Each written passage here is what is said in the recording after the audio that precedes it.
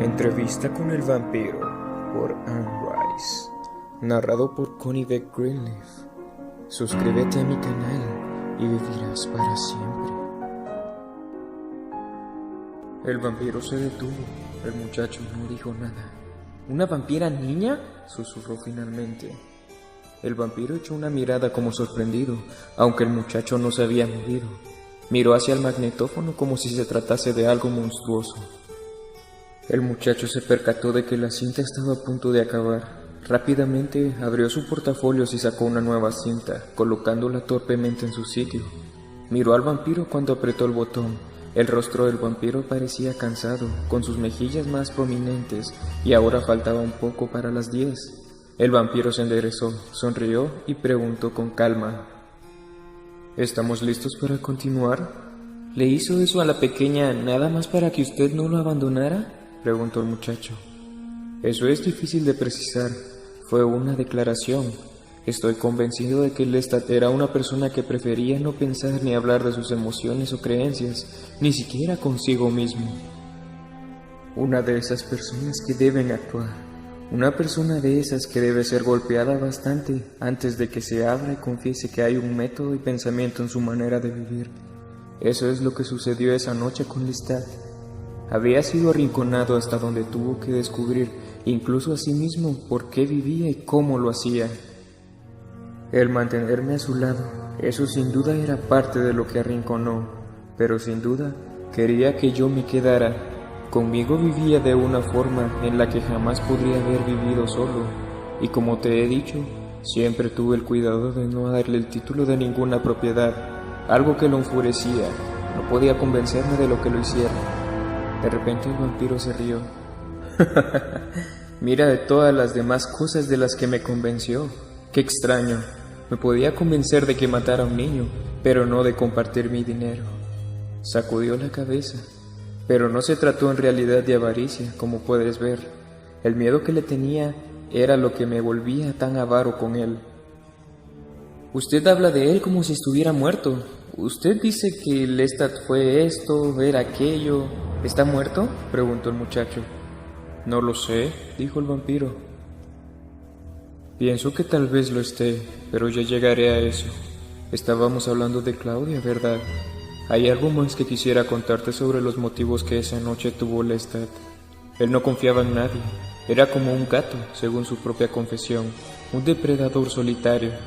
No obstante, esa noche se había tenido que comunicar conmigo. Hasta cierto punto se había descubierto al decirme la verdad. Había abandonado su tono de burla, de condescendencia. Por un momento había olvidado su furia perpetua, y esto para Lestat era exponerse. Cuando estábamos solos en las calles oscuras, sentí con él una comunión como no la había sentido desde mi muerte. Más bien pienso que metió a Claudia en el vampirismo por venganza. Venganza no solo contra usted, sino contra el mundo entero, comentó el muchacho. Sí, como he dicho, los motivos de Lestat para cualquier cosa siempre giraban en torno a la venganza. Empezó con su padre, en la escuela. No lo sé, lo dudo, dijo el vampiro, pero quiero continuar hablando. Oh, por favor, continúe. Tiene que continuar. Quiero decir que son apenas las 10. El entrevistador mostró su reloj. El vampiro lo miró y luego sonrió al muchacho. El rostro del joven sufrió un cambio, palideció como si hubiera sido víctima de un ataque. ¿Aún me tienes miedo?, preguntó el vampiro. El muchacho no dijo nada, pero se alejó un poco del borde de la mesa. Estiró el cuerpo, sus pies rozaron las tablas y luego se contrajeron. Yo pensaría que serías un tonto si no lo tuvieras, dijo el vampiro, pero no lo tengas. ¿Continuamos? Por favor, dijo el muchacho. Hizo un gesto en dirección a la grabadora. Pues, dijo el vampiro, nuestra vida sufrió un gran cambio con Mademoiselle Claudia. Como te puedes imaginar, su cuerpo murió, pero sus sentidos se despertaron tanto como los míos, y busqué en ella señales de esto.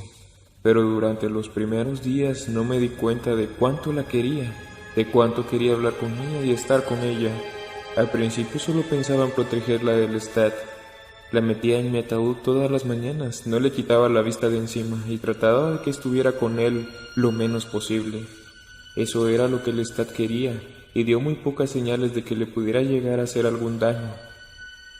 «Una niña muerta de hambre es un espectáculo horroroso», me dijo. «Y un vampiro muerto de hambre es algo aún peor. Se oirían sus gritos en París», decía, «si la encerraba para que muriese. Pero todo lo decía por mí, para tenerme más atado, con miedo de irme solo. No me imaginaba la posibilidad de irme con Claudia. Era una niña, necesitaba cuidados. Y encontraba placer con atenderla. Ella se olvidó de inmediato de sus 5 años de vida mortal, o al menos así lo parecía, ya que era misteriosamente tranquila y reservada, y de tanto en tanto yo temía que hasta hubiese perdido los sentidos, que la enfermedad de su vida mortal combinado con el gran traumatismo del vampirismo le pudieran haber robado la razón, pero eso estuvo muy lejos de la realidad. Simplemente era tan diferente al Lestat o a mí que yo no la podía entender, porque aunque era pequeña, ya era una fiera asesina capaz de una búsqueda incesante de sangre con la imperiosidad de un niño. Y aunque Lestat aún me amenazaba con hacerle daño, a ella no se lo hacía, sino que era cariñoso, orgulloso de su hermosura, ansioso por enseñarle que debíamos matar para vivir y que nosotros no podíamos morir jamás.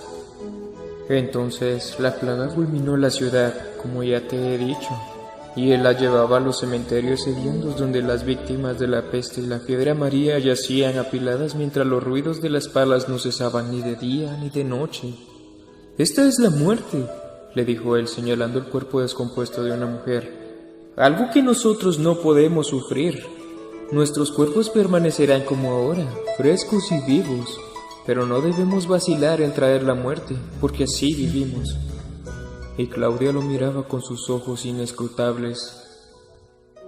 Si en esos primeros años no hubo comprensión, tampoco hubo la posibilidad de miedo.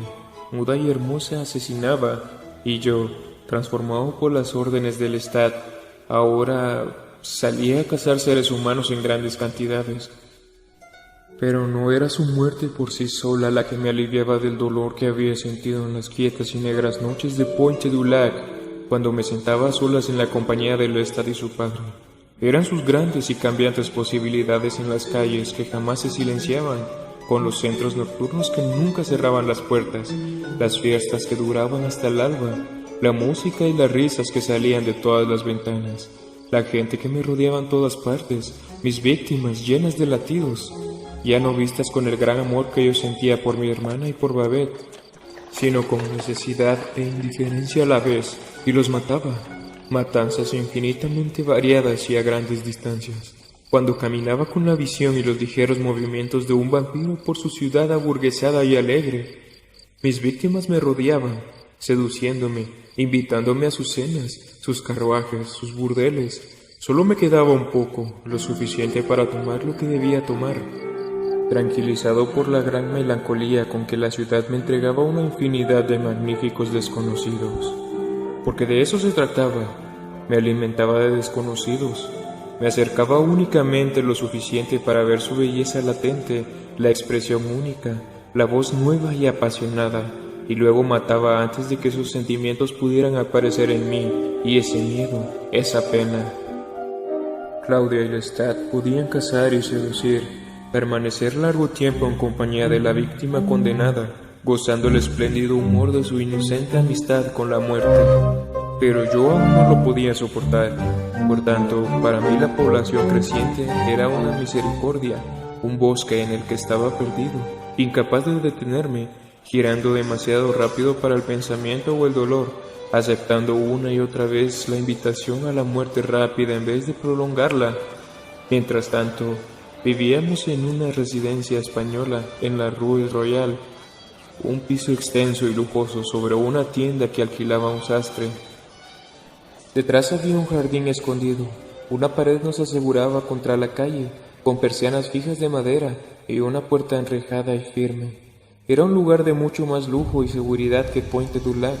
Nuestros sirvientes eran gente de color, libertos que nos dejaban a solas antes del amanecer y se iban a sus propios hogares, y Lestat compraba las últimas importaciones de Francia y España, lámparas de cristal y alfombras orientales, biombos de seda con pájaros del paraíso pintado. Canarios trinados en grandes jaulas doradas con cúpulas y delicados dioses griegos de mármol y vasos chinos hermosamente dibujados. Yo no necesitaba lujo más de lo que antes lo había necesitado, pero quedé fascinado con esta nueva inundación de arte y artesanía. Podía contemplar los intrincados diseños de las alfombras durante horas, o mirar cómo el brillo de una lámpara cambia los sombríos colores de un cuadro holandés. Claudia encontraba maravilloso todo eso.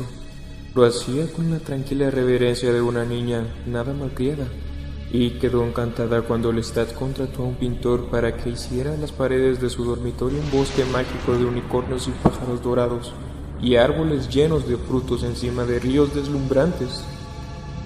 Un desfile incontable de sastres, zapateros y modistas venían a nuestro piso a vestir a Claudia con lo mejor en la moda infantil. En consecuencia, ella siempre estaba como una visión, no solo de belleza infantil, con sus cejas pobladas y su glorioso pelo rubio, sino de buen gusto, de bonetes finamente acabados y pequeños guantes de lazo, fantásticos abrigos y capas de terciopelo y vestidos blancos de grandes mangas.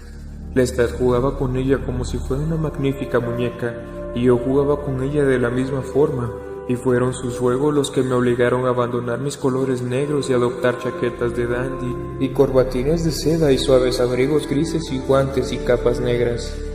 Lestat opinaba que el color más indicado para vampiros era siempre el negro. Posiblemente fue el único principio estético que mantuvo con firmeza, pero no se oponía a nada que trasluciera estilo y exceso. Le encantaba el aspecto que los tres teníamos en nuestro palco en la nueva French Opera House o en el Teatro de Orleans, a los que concurríamos lo más seguido posible. Lestat sentía tal pasión por Shakespeare que me sorprendía, aunque a menudo dormitaba en las óperas y se despertaba justo a tiempo para invitar a alguna dama encantadora a una cena tardía, durante la cual usaría toda su habilidad para conseguir que ella se enamorara locamente de él, y luego la despachaba violentamente al cielo o al infierno, y regresaba a casa con su anillo de diamantes para Claudia. Y en toda esa época yo educaba a Claudia, susurrándole en su pequeño oído como una concha marina que toda nuestra vida eterna era inútil si no veíamos la belleza de nuestro alrededor, la creación de los mortales. Yo sondeaba constantemente la profundidad de su mirada quieta cuando leía los libros que le daba. Murmuraba la poesía que le enseñaba y tocaba con un toque leve pero confiado sus propias canciones extrañas pero coherentes en el piano. Podía quedarse horas mirando las imágenes de un libro o escuchándome leer con tal quietud que su visión me irritaba. Me hacía bajar el libro y mirarla a través de la habitación iluminada. Entonces se movía. Era una muñeca que se vivificaba y decía con su voz más suave que siguiera leyendo. Y entonces empezaron a suceder cosas extrañas, porque aunque todavía era una pequeña niña tranquila, yo la encontraba aferrada al brazo de un sillón leyendo las obras de Aristóteles, o una nueva novela que acababa de llegar allende el Atlántico, o intentando una música de Mozart que habíamos escuchado la noche anterior, con un oído infalible y una concentración que la hacía fantasmagórica cuando se sentaba allí hora tras hora descubriendo la música, la melodía, luego el bajo y finalmente uniendo todo. Claudia era un misterio. No era posible saber lo que sabía y lo que no sabía, y observarla era algo escalofriante. Se sentaba solitaria en la esquina oscura, esperando al caballero o a la mujer amable que la encontrasen, con sus ojos más indiferentes que los del Lestat, como una niña petrificada de miedo. Susurraba sus ruegos gentiles a los mecenas gentiles y admirativos, y cuando la sacaban de la plaza, sus brazos se fijaban alrededor de sus cuellos, con la lengua entre los dientes y la visión congelada por el hambre consumidor. Ellos encontraban pronto la muerte en esos primeros años, antes de que aprendiera a jugar con ellos, a guiarlos a la tienda de muñecas o al café, donde la obsequiaban con humeantes tazas de chocolate o de té para colorear sus pálidas mejillas, tazas que ella tiraba, esperando, como si celebrase silenciosamente sus amabilidades terribles. Pero cuando eso terminaba, ella era mi compañera, mi pupila, y las prolongadas horas pasadas a mi lado consumían cada vez con más rapidez el conocimiento que yo le brindaba. Compartía conmigo una comprensión tranquila que no podía incluir a Lestat, A la madrugada, se echaba a mi lado, con su corazón latiendo contra el mío, y en muchas oportunidades cuando la miraba, cuando ella estaba sumergida en su música o en su pintura y no sabía que yo estaba presente, pensaba en esa singular experiencia que había tenido con ella y con nadie más, que yo la había asesinado, le había arrebatado la vida, había bebido toda la sangre de su vida en un abrazo fatal que había dado a tantos otros que ahora yacían moldeados por la tierra húmeda. Pero ella vivía para pasarme los brazos por el cuello y apretar su pequeña frente contra mis labios y poner sus ojos brillantes delante de los míos hasta que nuestras cejas se confundían y riéndonos bailábamos por la habitación como en un vals violento. Padre e hija, amante y amada, ¿te puedes imaginar lo satisfactorio que era que el Lestat no nos envidiara? Que simplemente sonriera desde lejos esperando a que ella se acercara a él. Entonces la sacaba a la calle y me saludaba desde el pie de la ventana y se iban a compartir lo que compartían: la cacería, la seducción, la matanza. Pasaron años de esta manera, años y años. No obstante, tuvo que pasar algún tiempo antes de que me percatara de un hecho obvio acerca de Claudia. Supongo por la expresión de tu cara que ya sabes de qué se trata y te preguntas por qué yo no lo había supuesto. Solo te puedo decir que el tiempo no es lo mismo para mí, ni lo era entonces para nosotros. Un día se unía otro formando una fuerte cadena. Más bien la luna se elevaba encima de las olas superpuestas. ¡Su cuerpo!, exclamó el entrevistador. No crecería jamás. El vampiro asintió. Sería una niña demoníaca para siempre, dijo, y su voz fue suave, como si se sorprendiese de ello. Igual que yo soy el mismo hombre joven que cuando morí, y Lestat, lo mismo, pero su mente era la mente de un vampiro, y yo traté de saber cómo se acercaba a la madurez femenina. Empezó a hablar más, aunque jamás dejó de ser una persona reflexiva, y podía escucharme pacientemente durante horas sin interrupción. Sin embargo, más y más su cara de muñeca pareció poseer dos ojos absolutamente adultos, y la inocencia pareció perderse de algún modo entre muñecas olvidadas, y la pérdida de una cierta paciencia. Había algo fatalmente sensual en ella cuando se tiraba en el sofá con un camisón pequeñito de lazo y perlas. Se convirtió en una seductora fantasmal y poderosa. Su voz se volvió más cristalina y dulce que nunca, aunque tenía una resonancia que era de mujer, una agudeza que a veces impresionaba. Después de días de acostumbrada quietud, de repente se oponía a las predicciones del Lestat acerca de la guerra, o bebiendo sangre de una copa de cristal, decía que no había libros en la casa, que deberíamos conseguir más aunque tuviéramos que robarlos.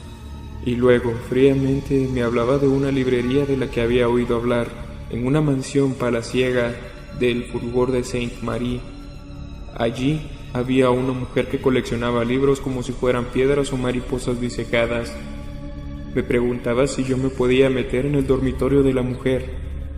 Me quedaba estupefacto en esas ocasiones. Su mente era imprevisible, desconocida, pero luego se sentaba en mis rodillas y me acariciaba el pelo suavemente, susurrándome al oído que yo nunca iba a crecer como ella, hasta que supiera que matar era lo más serio del mundo, no los libros ni la música. ¡Siempre la música!, me susurraba. Muñeca, muñeca, le decía yo, pues esa era lo que era, una muñeca mágica, la risa y el intelecto infinito, y luego la cara de redondas mejillas, la boca como una flor. Déjame que te vista, deja que te peine, le decía como una vieja costumbre, consciente de su sonrisa y de que me miraba con un velo de aburrimiento en su expresión. ¡Haz lo que quieras!, me decía al oído cuando me agachaba a prenderle sus botones de perlas. Pero esta noche mata conmigo. Nunca me has dejado verte matar, Louis. Entonces quise un ataúd propio, lo que me hirió más de lo que le permití darse cuenta. Me fui después de haberle dado mi consentimiento de caballero. ¿Cuántos años había dormido con ella como si fuera parte de mí? No lo sabía. Pero entonces la encontré cerca del convento de las Ursulinas, una huérfana perdida en la oscuridad, y de improviso corrió hacia mí, y se aferró a mi cuerpo como una desesperación humana. No lo quiero si te hace sufrir. Me confió en voz tan baja que si un ser humano nos hubiese abrazado, no podría haberlo escuchado ni sentido su aliento. Me quedaré siempre contigo, pero debo verlo, ¿comprendes? Un ataúd para niña. Íbamos a ver al fabricante de ataúdes. Una obra, una tragedia en un solo acto. Yo la dejaría en la pequeña sala y confesaría en la antecámara que ella se moriría. Ella debía tenerlo mejor, pero no debía saberlo. Y el fabricante, conmovido por la tragedia, se lo debía hacer, viéndola ahí vestida de blanco, dejando escapar una lágrima pese a todos sus años. Pero, ¿por qué Claudia?, le rogué yo. Detestaba hacer eso. Detestaba jugar al gato y el ratón con el indefenso ser humano. Pero, sin más esperanza, era su amante y la llevé allí y la senté en el sofá, donde quedó con las manos cruzadas con su pequeño sombrero inclinado, como si no supiera lo que nosotros murmurábamos al lado. El fabricante era un viejo hombre de color, muy educado, quien rápidamente me apartó a un lado para que la niña no nos oyera. «¿Pero por qué debe morir?», me preguntó como si yo fuera el Dios que lo había dictaminado. «Su corazón no puede vivir», le dije, y las palabras cobraron en mí un poder peculiar, una afligida resonancia. La emoción en la cara del hombre angosta y llena de arrugas me preocupó. Se me ocurrió algo, una cualidad de la luz, el sonido de algo, una niña llorando en una habitación hedionda. Entonces, él abrió otra de sus grandes habitaciones y me mostró los ataúdes de laca negra y plata, lo que ella quería, y de repente me encontré alejándome de él, de la casa de ataúdes, llevándola de la mano por la calle. «He hecho el pedido», le dije. «Me vuelves loco». Respiré aire fresco de la calle como si estuviera sofocado, y entonces vi su rostro sin compasión, que estudiaba el mío fijamente. Me tomó de la mano con su manita enguatada. «Lo quiero tener, Louis», me explicó pacientemente, y entonces una noche subió a las escaleras del fabricante con Lestat a su lado, a buscar el ataúd, y dejó al fabricante sin saber lo que le había pasado, muerto sobre las pilas polvorientas de papeles de su escritorio, y el ataúd estaba en nuestro dormitorio, donde lo contempló durante horas cuando era nuevo, como si la cosa se moviera o estuviera viva, o descubriera poco a poco su misterio, tal como hacen las cosas cuando cambian. Pero ella no dormía ahí, dormía conmigo. Tuvo otros cambios.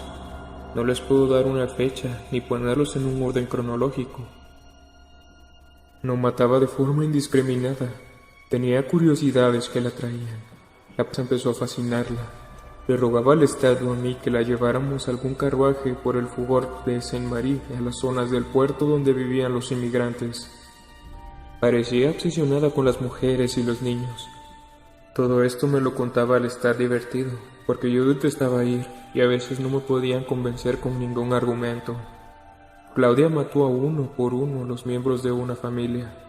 Había pedido entrar en el cementerio de la ciudad suburbana de Lafayette, y allí andaba entre las altas lápidas de mármol a la búsqueda de esos desesperados que, al no tener dónde dormir, se gastaban lo poco que tenían en una botella de vino y se metían en una bóveda. Lestat estaba impresionado, abrumado. ¿Qué imagen tenía de ella? La llamaba la muerte infantil, la hermana de la muerte y una muerte dulce, y para mí, él tenía el término burlón de la muerte misericordiosa. Y lo decía haciendo una reverencia y batiendo palmas, como una vieja comadre a punto de confiar un chisme excitante. Oh cielos misericordiosos, yo quería estrangularlo. Pero no había peleas, cada uno estaba en lo suyo. Teníamos nuestras normas. Los libros llenaban nuestro extenso piso del suelo al techo con hileras de luminosos volúmenes de piel, mientras Claudia y yo satisfacíamos nuestros apetitos naturales y Lestat se concentraba en sus lujosas adquisiciones, hasta que ella empezó a hacer preguntas. Esto fue Entrevista con el vampiro, capítulo 11. Suscríbete a mi canal y vivirás para siempre. Nos vemos en el próximo anochecer.